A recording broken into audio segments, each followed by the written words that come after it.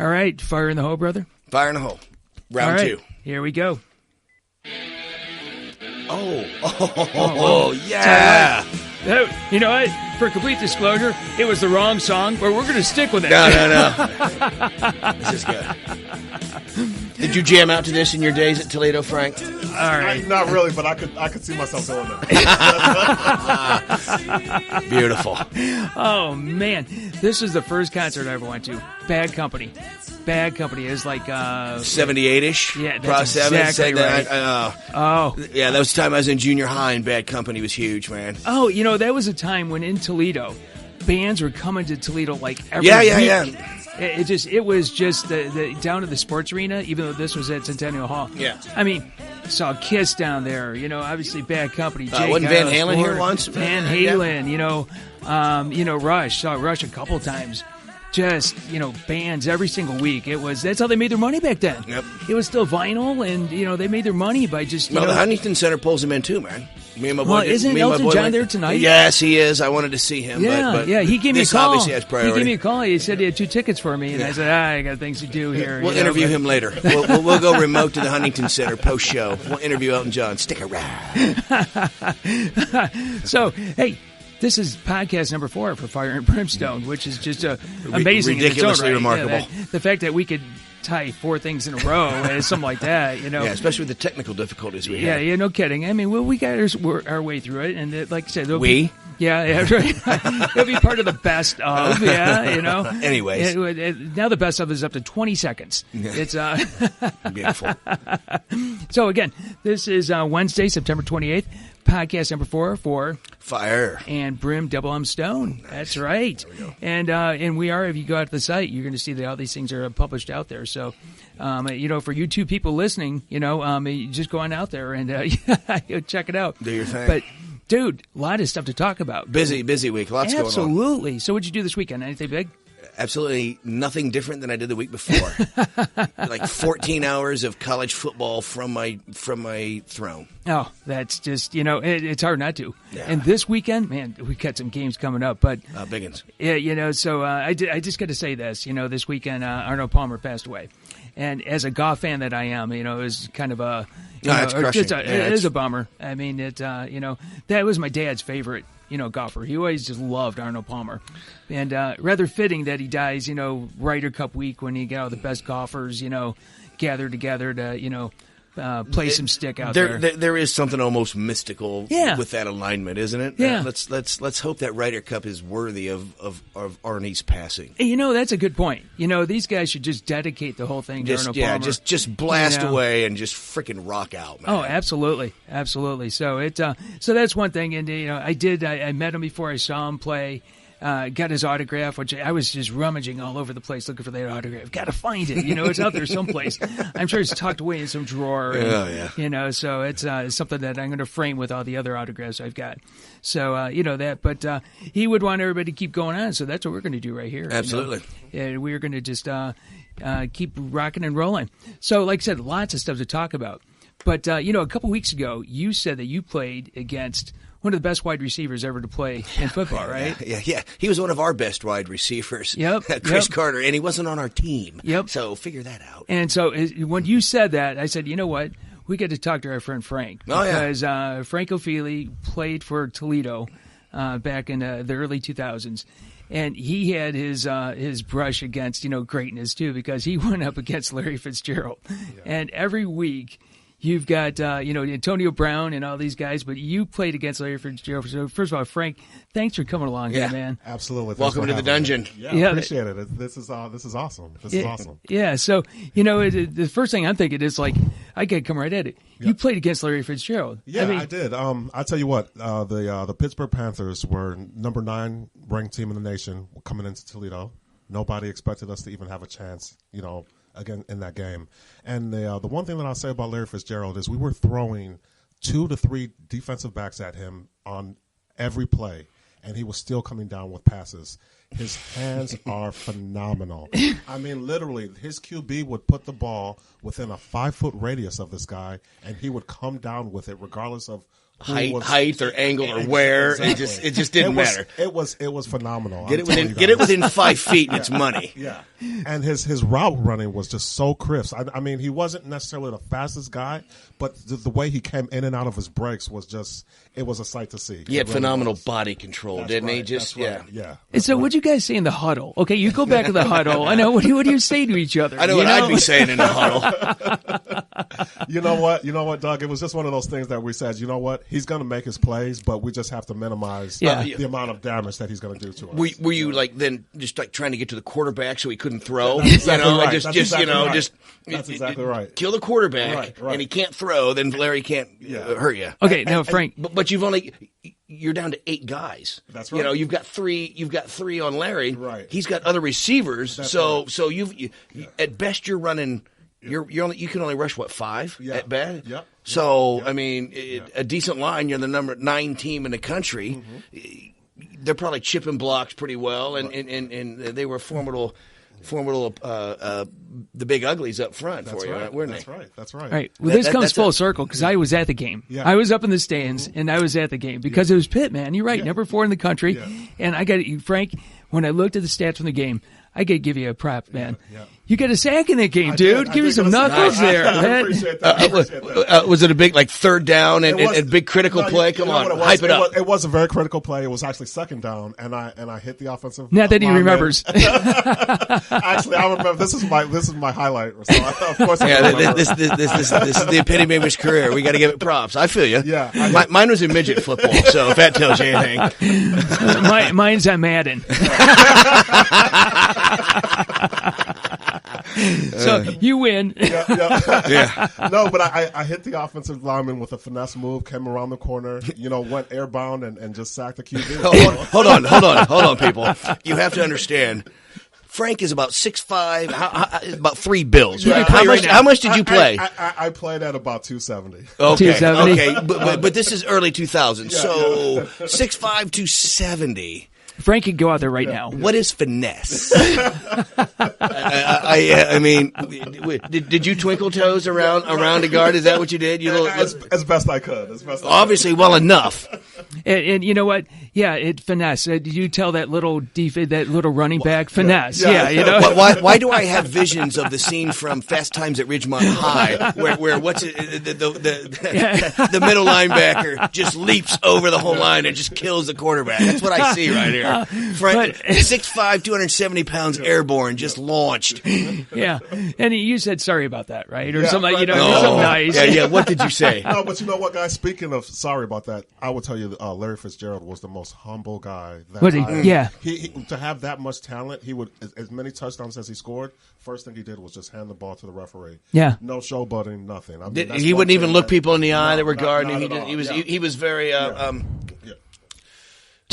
just professional. Yeah. Just professional. Very Sanders-ish. Walk off, score there, and take the ball. The biggest thing is he act like he had been there before, right? Yeah. You don't have to do all this. Yeah, there's a saying. There's a saying, and there's people that can really do that. Yeah. Who do it all the time. That's right. And then there's people who get that one shot at greatness, and they're just ecstatic. Now, in that game, Lance Moore for Toledo, he had, I think, 15 receptions for 162 yards. That's right. That team was loaded. Absolutely loaded. How many guys from that team went pro from University of Toledo? From University of Toledo, Mid-American that year, School. that team, that season. Absolutely. So we had Nick Kaiser, offensive tackle, went pro.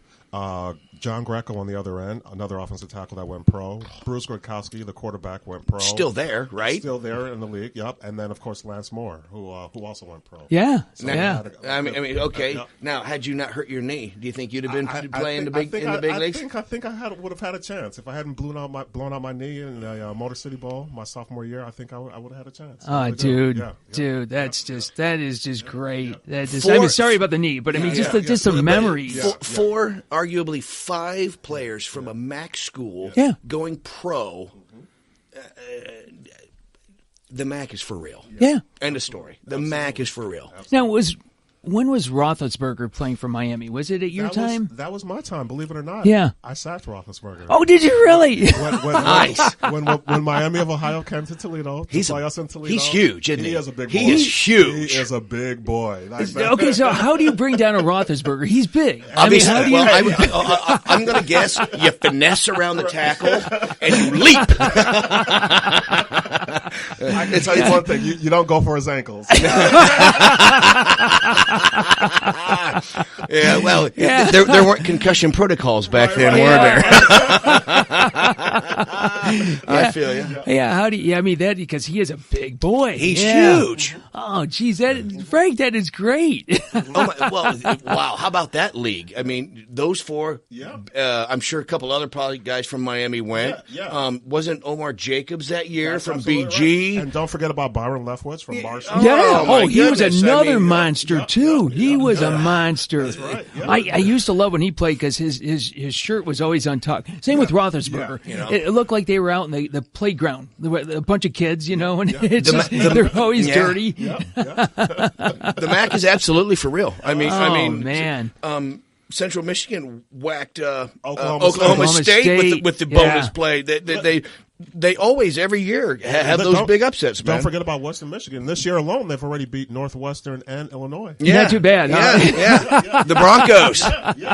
Yeah, that's not too bad. The fact that they even play them and then they beat them. That's that's impressive. Yeah. That it really is. And the MAC has always been that division where, they it doesn't matter what sport it is. Yeah. Football, basketball, they just put a hurt on the big teams. That's right. They just have this thing about doing that. Yeah, there's a chip on their shoulder, man, right. and rightfully so. Because all those schools are very near most of the Big Ten colleges, and so they get quote unquote cast-offs. Right. Man. Well, you're cocked off. You're pissed. Absolutely. And you get a chance to go smack somebody in the mouth like that, come bring it. I'm going to show you. That's absolutely right, Troy. A lot of them play with chips on their shoulders. Oh, man, that's just something else. Yeah. So what are the coaches? I just got to ask, okay, when you're covering Fitzgerald, you go back and, on the sideline after they score. Again. What do the coaches say? I mean, hey, we didn't draw it up that way. What are you guys doing out there? Let's get it together. What do you want to say? You get your ass out there and you try to cover them too, Well, we didn't expect him to leap 9 feet in the air and catch it one-handed either. That's not in your paper. I mean, those are frustrating conversations, man. You're just being out athletic. We didn't draw it up that way. Yeah. Seriously, dude. You get out there. It's almost like remember Airplane? Oh yeah. Remember when the kid in Airplane? And Kareem Abdul-Jabbar, my dad says that you just take it easy. You don't do it. You go and have your ass drug around by, Bill Laimbeer, right now there. For 48 minutes a game, and you see how it is, Oh, that is beautiful. Yep. So, Frank, what we do now is, I tell you what, we got some monster college games coming up. Absolutely. So love to get your input on some of these. Absolutely. Because obviously we're not very good at picks, so that's right. We're looking for somebody to provide some insight to our fans, all three of them. Okay. And so, the first one I'm thinking about is that Michigan-Wisconsin game. Props to Wisconsin to absolutely annihilate Michigan State this past weekend. And here's the bad part, man. Michigan State's quarterback is a Lima boy. He's my hometown boy. He went to Lima Central Catholic back home, and he's phenomenal. But Sparty just fell apart. They seem to do that. Like every year or so, there's that game, and they just don't show up. Alabama? Yeah, exactly.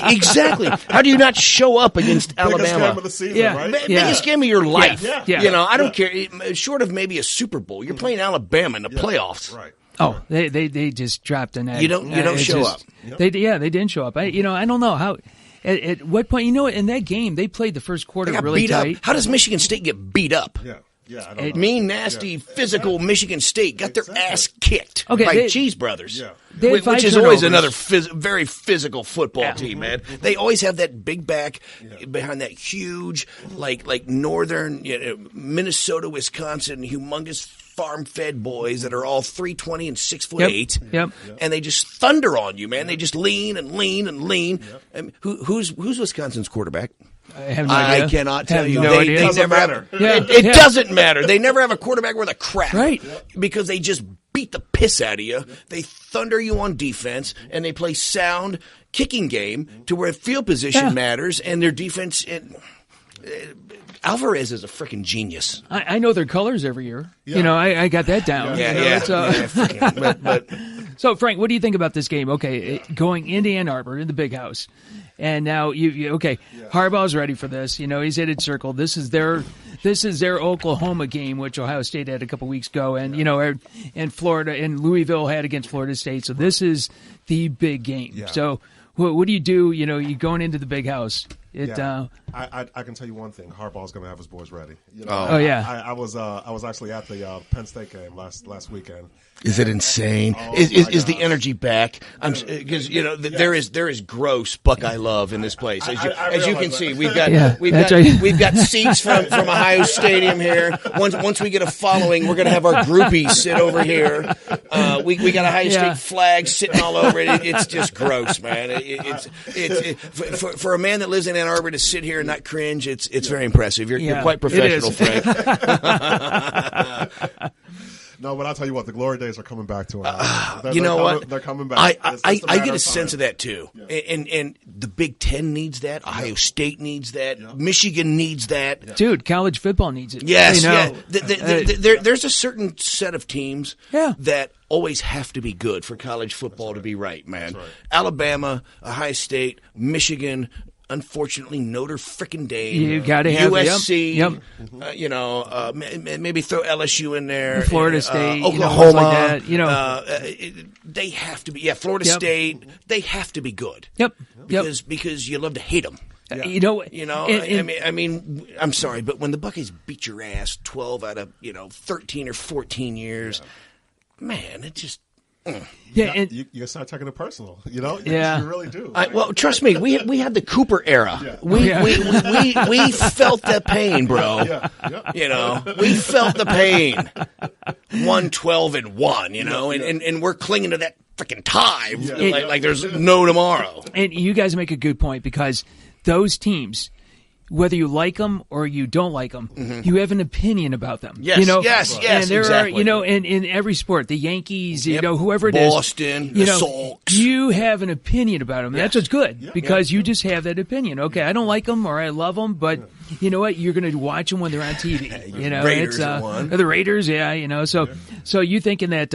Okay, I'm not sure. I had to look at what the spread is in that game. Yeah, I think last I saw it was about 10.5 points. Michigan was favored. Seriously? Really? Yeah. Oh my gosh! You know what?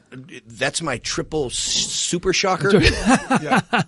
Take Michigan in the points. Oh. They are going to destroy Wisconsin. You think so? You think they're going to? If Michigan is back and Michigan is real, like they're saying, Michigan is going to beat the living shit out of Wisconsin. They're going to knock the cheese right out of them. It might be. Yes, it might be 68-0. I'm telling you, man, that game is going to be ugly. Well, you know what? Denard Robinson will score 3 touchdowns. Oh, not Denard.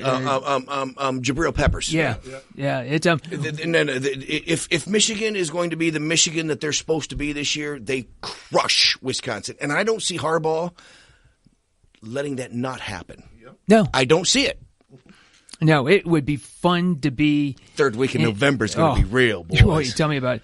It would be fun to be in those the prep week this week and hearing what Harbaugh is telling these guys. Would it be fun? The amount of intense and the work. Tell me, would it be fun? For the players, absolutely not. Hell no, it's not. It's not even close, man. Rivalry week, the intensity of film sessions, the practices, the training. Oh my God, dude! It's extra running after practice. Oh yeah. They make up shit for you just to be mean to you, man, just to get you ready. I'm telling you. No, it's not. It's not fun. It is not fun. Hey, when I play Madden, it's fun. It's I'm telling you, dude, it is great. Okay, so we've got the slugfest. We got the heavyweights up in Ann Arbor. Yep. And then we go to Louisville and Clemson. Oh my goodness. That's a track meet, man. I just see that could be, that could be a basketball score like 86-82. No, I don't think it will be, man. Who do you take?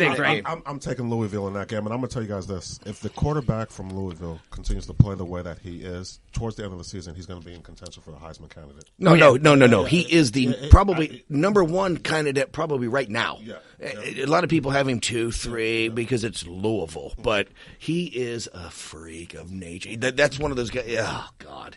Well, everybody was talking about who's Clemson's quarterback. Deshaun. Oh, geez, I forget the name of it. Watson. I'm drawing a blank on that. Everybody was saying at the beginning of the season he's the Heisman candidate. Yeah, he struggled. He struggled early, man. It just Louisville. That quarterback is just unstoppable. Oh my gosh! I got the first taste of it watching the Florida State game. Yes. He made Florida State, which is perennially, arguably the fastest team. Always. Yeah.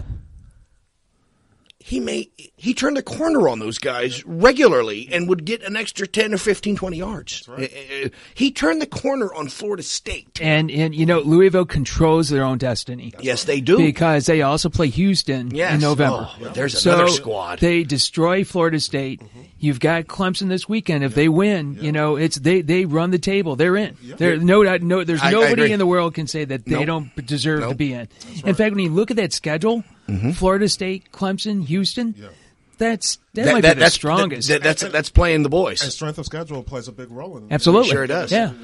We spoke earlier in the season. It's quite possible we have 2 teams that are non-Power 5 in the playoffs if things work out. Speaking of Houston, what are the odds Herman's at Houston next year? Well, you know what they're saying. He gone. He doesn't go to LSU. Yes, he goes to LSU. You think so? He goes to LSU and makes $1 bazillion. Wow. Look. What vein does he come from? Urban. Yeah. Urban just bitch slapped Alabama 2 years ago in the playoffs. Yeah. LSU. Alabama, LSU, SEC West. I mean, oh my God, they hate each other so freaking bad. LSU is so starving for another title, and they've had so many teams in the last 4, even through Alabama's run where they've won, 4 out of the last 5, whatever the hell, ridiculous amount. LSU's had teams, if they had a quarterback, would be right there, I mean, they could arguably have 4 national titles themselves. But that offense, man, Les just would not bend. He would not innovate. And I was reading about that. That's exactly what somebody said. Is that he wouldn't go with the times. He just wanted change it up. How do you have Les Fournette and you can't throw the ball as a quarterback? I mean, they're bringing 9 guys in the freaking. Exactly. They're bringing 9 with Fournette. They are bringing 9. And you can't throw the ball. Right. You can't find a 6'6" freaking Texarkana cowboy tight end at 6'6", 280 pounds to throw the ball to when it's 9 in the box. Okay, so Frank, who do you think in that game, Louisville or Clemson? I got to go with Louisville. I'm taking the Ville too, man. Because I've had family that moved to South Carolina and they jump on this Clemson and South Carolina. They're like, oh, they're both in our state. I'm like, what? Pick a team. But so I want them to get destroyed. Louisville. I got to go with you guys.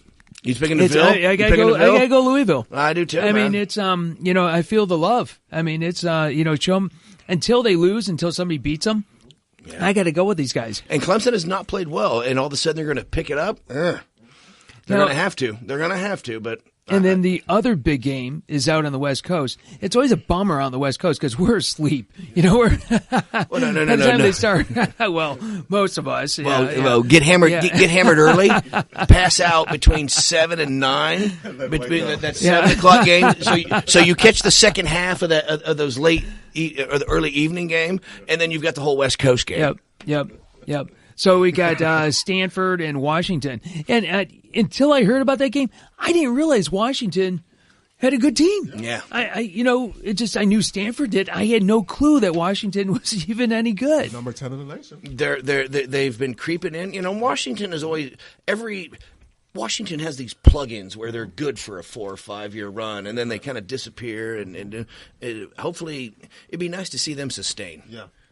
Yeah, they're the only. It looks like in the top 25, they are the only team from out west that is in the the top 10. I know. Well, okay. Besides Stanford, of course, the other one. So so that's a monster game out there. That's going to tell you the Pac-10 or the Pac. Who's going to come out of that. It's the candidate front for runner. going. Yep, absolutely. So those are 3 monster games. Anything else on the? Wait a minute, Toledo. Oh yeah. Going to BYU. Oh wow. Yeah. And they're taking their undefeated record. They're taking their undefeated record right now, and they're heading to BYU. And guess what?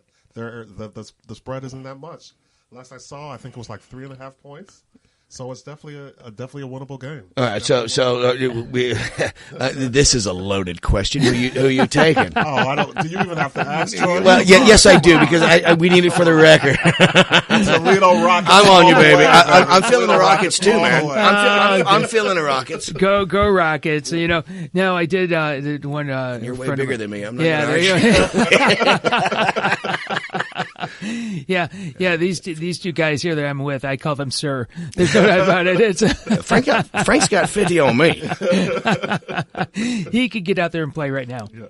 But you got to give the Rockets credit. They beat the big teams. They do. They beat the big names.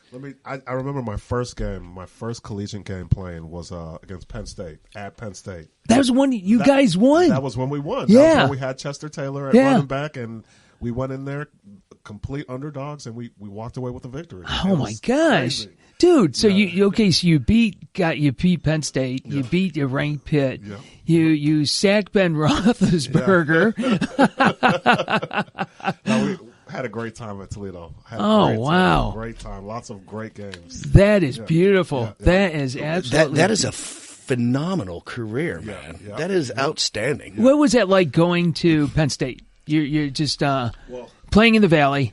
It was. I've been in Michigan Stadium, and Michigan Stadium is huge. There's a crazy amount of people that they pack in there. But Penn State, when their crowd gets into it, and they the whiteout, and every time they score, you hear that big lion growl or whatever. It's crazy. Is it loud? Really? When I say loud, it gets loud, intimidating, very much so. And the funny thing is, guys, I remember when we because when we go to these away games and we warm up, the day before the game. Yeah. They were playing Penn State's highlight film on their big as we were warming up on the field. Talk about respect, right? Well, you know what? They respected you enough to try to intimidate you. So I mean, you got to get some props, right? I mean, that's beautiful. Welcome. Well, I'm sure when Indiana rolls in, they don't even put anything up here, That's beautiful. Yeah, I was not. I remember watching that game on TV. Yeah. Dude, I've been watching you all along, That is absolutely beautiful. Mm-hmm. That is, props to them. Are there any other games? I think those are the 3 monsters. Yeah. Those are the ones that matter. Yeah. And so now, Frank, what we usually do is this is where it really goes downhill from here because we talk about NFL. And, the first week was okay because we didn't have a record.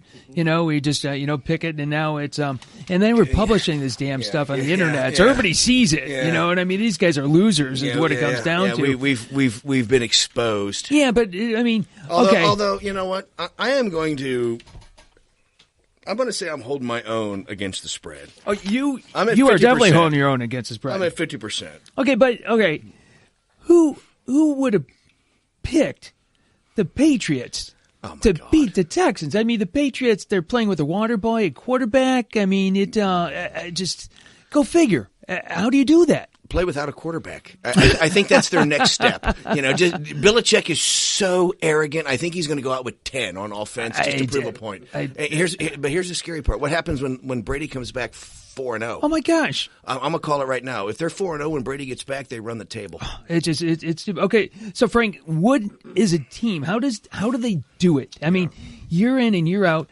we can't even name the people on defense, the players. And yet they do it every single year. I tell you what, Belichick has a system, a proven system that works. You get, like you said, you don't have a bunch of high-profile athletes on the Patriots within the Patriots organization. No. These guys come in and they buy into a system and they execute. They plug it. They plug into where they're supposed to be, and they just execute that role, and it supports the team. And I mean, can you name 5 Patriots? Players. No. Players. Okay. Brady, Gronkowski, okay, this Garoppolo because we know him, right? Okay, but that's LeGarrette Blount, but that's four. That's four. We need a fifth. We need a fifth. Name me one on defense. I can't name you one defensive Patriot player. That's horrendous. I have no idea. And then every week they show up and they just and they win. I mean, they blanked the Texans. 11 guys we don't know who they are blanked the Texans. Yeah, and the Texans, who is a pretty stacked team too. I mean, yes. It just I can't figure it out. That's stupid. But we were also looking at beforehand. Arizona gets stomped by Buffalo. Seriously. Yeah, I mean that's one of those. What did Chris Carr say? Come on, man! I mean, you go in and get stomped like that. I'm done. Buffalo's been talented. Buffalo should be winning football games, but Arizona is a freaking a pretty heavy favorite Super Bowl contender. And what is their record now? 1-2. It's a long season though, man. It's a long season, and you got Fitzgerald. And Carson Palmer, and you got a running game out there, and you have a defense that they'll be fine. Okay, but they're stinking up early. Oh, no doubt about it. Now, we talk about the Patriots and how good they're doing with no names. Okay, so you're Minnesota. You lose Teddy Bridgewater before the season even starts, right? Okay, you've lost Adrian Peterson now for might be a good part of the season. Is it that bad? Yeah, I know that he had surgery last week, I believe, and then he's out for a number of weeks. But they're 3-0. They're 3-0. Cruising. They own the NFC North right now, right? Yeah. It's so Bradford comes in and he is playing very nice football. Absolutely.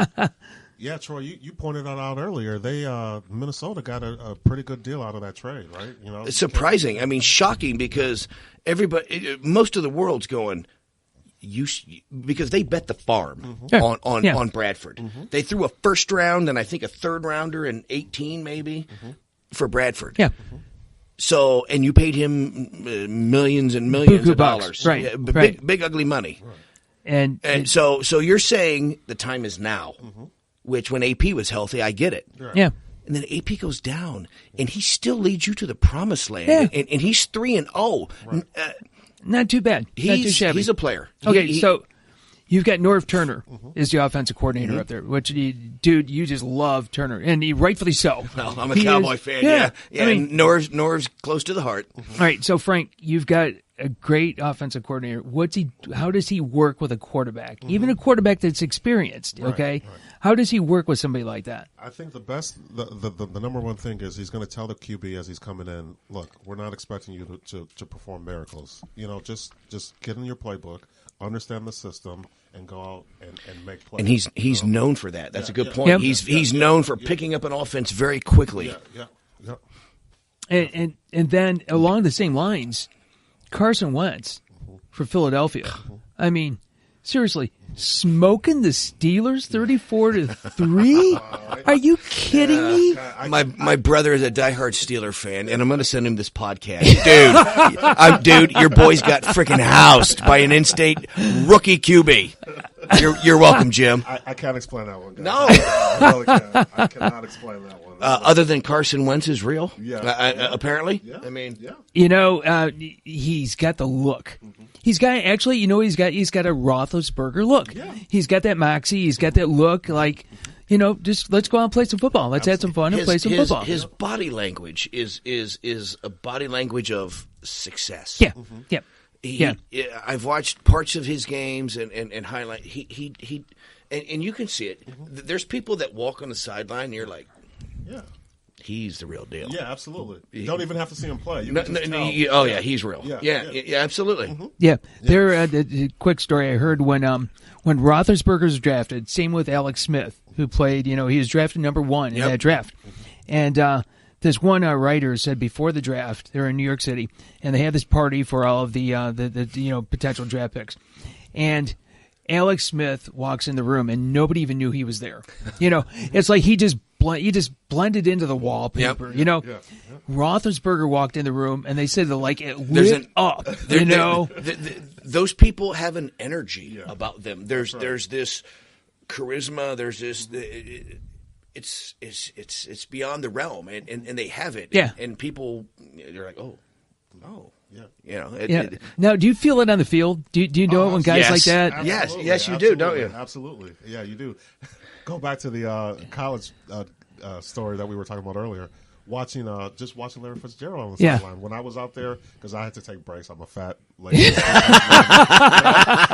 had to get air from time to time, right? Oxygen, oxygen, exactly. IV to rehydrate. Yeah, I feel you. But yeah, just watching Fitzgerald on the sideline, man, I was more of I was a fan. Yeah, I was a fan just watching him. It was amazing. Yeah, that really is. It is incredible. Yeah. So I mean, those guys just they're born with that. That's DNA. That's just part of their DNA. Yeah. You can't teach it. It's just part of their DNA. Mm-hmm. So what do you guys think? You want to go to this week's games? You want to, or wait a minute? You usually recap the horrendous picks that we have. As we go. You want to go ahead and just get this out of the way really, really quick. Real quick. Because real quick. Straight up, you were 9 of 16. I was 7. Against the spread, you were 6 of 16. I was 8 of 16. For the year, I am at 50% against the spread. I don't know if that's good, but you're not losing. Not well. I'm better than you at 48. But you're kicking my butt straight up 60% versus 46%. So I'm happy with that number. I am happy with that number. There's no doubt about that. That'll change. It's early in the season, son. So okay, let's go. Let's go to next week. Let's go to this coming week, and Frank, I'm going to let you pick. What game stands out to you as maybe one of those games that, like, well, we got to watch this one. If you're going to be you're going to be sitting on the couch all weekend long, and come Sunday, you're going to have to watch a couple games. What's one that just stands out to you? I'm going to have to go with the Monday night game. I'm going to have to go with the Monday night game, Minnesota and New York. Oh yeah, I think that's a good call. That's a good call. Yeah, that's Yeah, you know what? And I got to go with Minnesota on that. I'm going to just keep kind of like Louisville. I'm going to feel the love with Minnesota until something says not to go with them. I like the way that they're playing, and plus it's in their new dome too. Monday night in their new house. That's a cool. It's got to be a great vibe, in a game like that. How about you, dude? Well, it's the epic matchup of the Cowboys and the Niners. I think Dallas just curb stomps the crap out of San Francisco, and it so does not break my heart because my friends who are San Francisco fans are so annoying.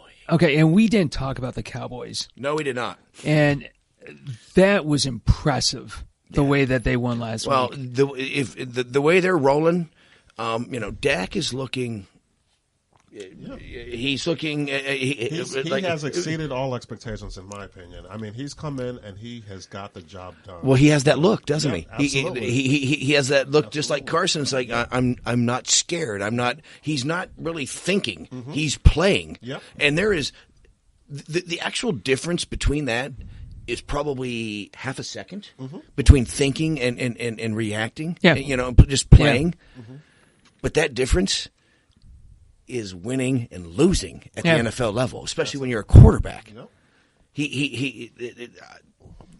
Well, when you've got guys like Zeke Elliott who can, that doesn't hurt. Who can hurdle over linebackers.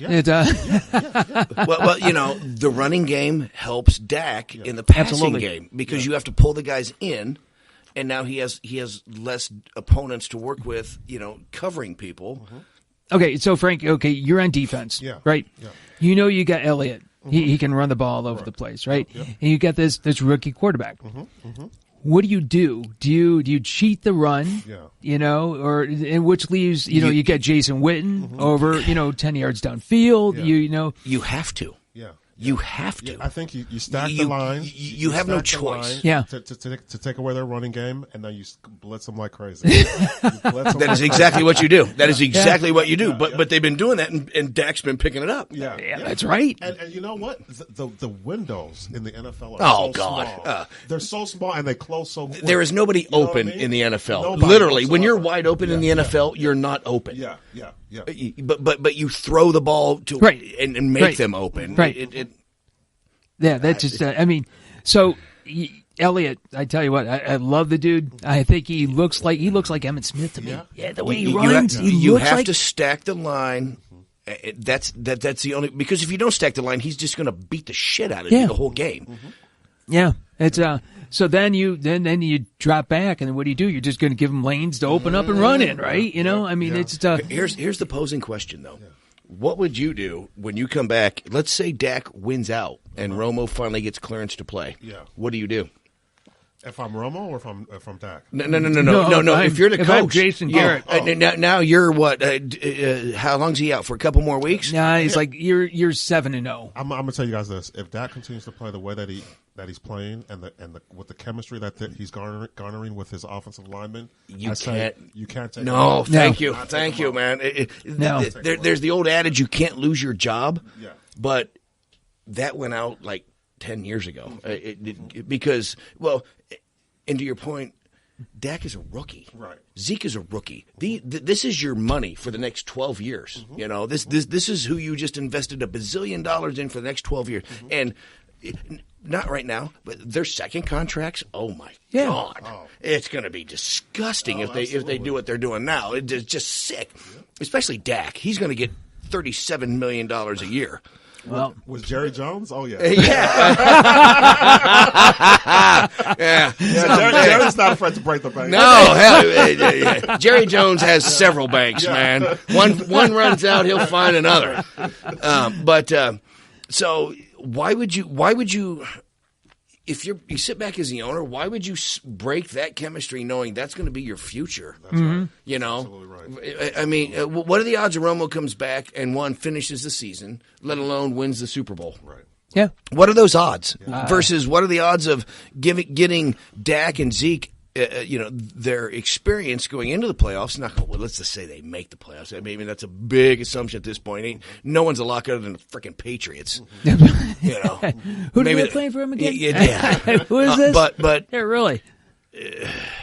Okay, so you got to roll. You got to roll. You have to sit Romo by. Yep. So I hate to say it, but Romo's just buying time at this point. Oh, he's and even when he comes back. Yeah. There's no guarantee he doesn't go down the first play that he gets hit. Yeah. I mean, Tony, you will go up in the Dallas Ring Hall of Fame. Yeah. You got to go, bro. Yeah. You got to go. It's time. Yeah. It's okay. Time. So you talked about the Monday night game and you talked about the Dallas and all that. Believe it or not, I want to talk about my Raiders, but I'm not going to because I think the game I'm really looking forward to here is Cleveland and Washington. You know what? You know what? Yes. And you know why? I think Cleveland found their quarterback. And this Cody Kessler, that Hugh Jackson, I think, is one of the best head coaches in the NFL. Mm-hmm. He was a great offensive coordinator. And where like a Norv Turner sucked as a head coach, Hugh Jackson looks like a head coach. Yeah. He looks like he wants got that energy. He's got the energy. That's right. He's great with quarterbacks. Yeah. He wouldn't have invested, I think, like a fourth round on, this Cody Kessler, unless he said that there's something there. Yeah. And I really think that the reason why he picked him, besides that he had everything, he had the biggest hands of all the quarterbacks that came out this year. Yeah. And when you play in Cleveland, when you have the crappy weather all year long, right? Brett Favre, man, he big had hands would help. He had big hands. That's why he played in Green Bay so well. Kessler's got these monster hands. And so when it's cold and it's ugly and all that, all right, now you got Terrell Pryor. Yeah. Who is, tell me, he's not looking like a wide receiver. Excuse me. How could he be out of the league for a year with his skill set? Yeah. He is I think he's the freakiest athlete in the NFL. You gotta find a position for that guy. Get him the ball somehow, some way, man. Oh my God, he's ridiculous. He's an athlete. Okay. No qualms about it. He's an athlete. So Pryor is looking like a wide receiver.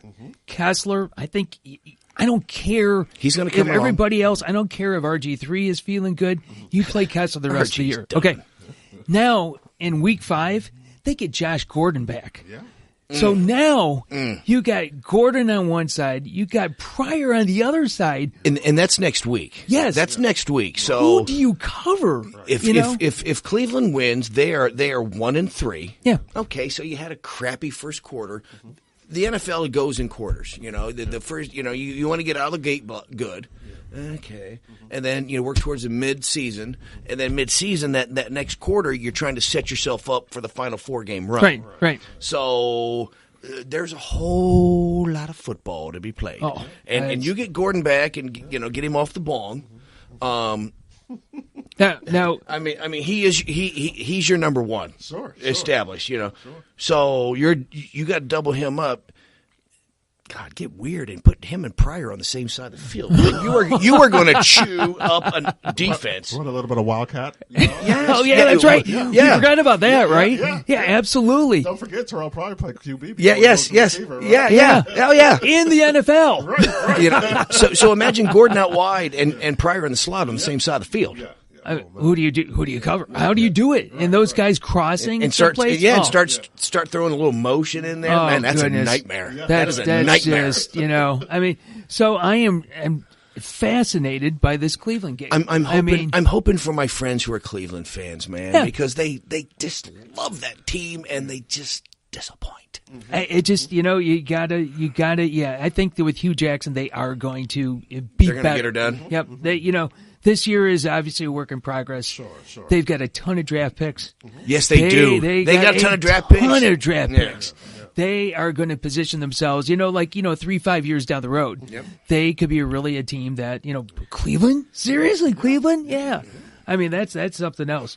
So any other games out there? I'm looking at the schedule, and there isn't anything I'm super in love with. Kansas City at Pittsburgh, man. Both 2-1 teams. Oh, that one. Yeah, that's a good one. That should be a good physical football game. Yep.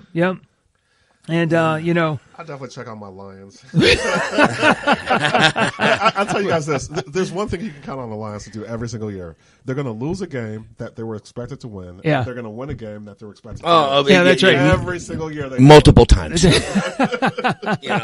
Yeah, there's just something. But you know what? If Detroit can beat Chicago, which show up, exactly. and that should happen, you're 2-2. That's true. Yep. You're 2-2 at the quarter turn. That's you're in fine shape. You're still in the hunt. You're in fine shape. Actually, you're right. You are still in the hunt. You're only doubt 2 games back, and you get to play everybody in the division at least once. At least once more. I mean, so you're fine. You control your destiny. Yeah, absolutely.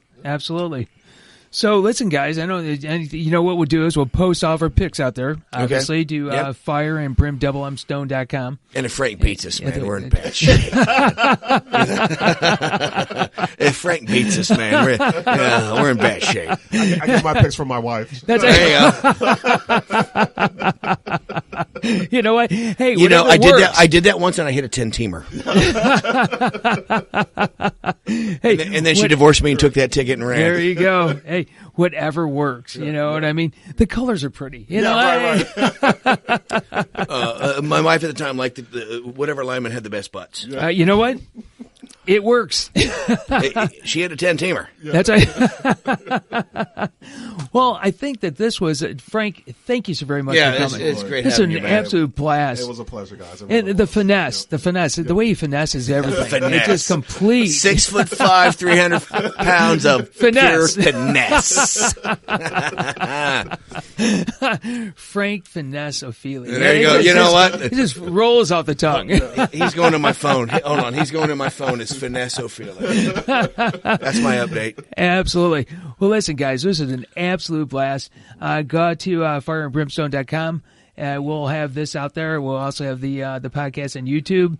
And I tell you what, this is fun. Hey, man, give me some knuckles, brother. You're going to have to come back soon, brother. Absolute pleasure. Wow. Dude, Thank you, man. Let's do it. Some knuckles. Right. This is a good one. Yep. Ciao. See you. Bye.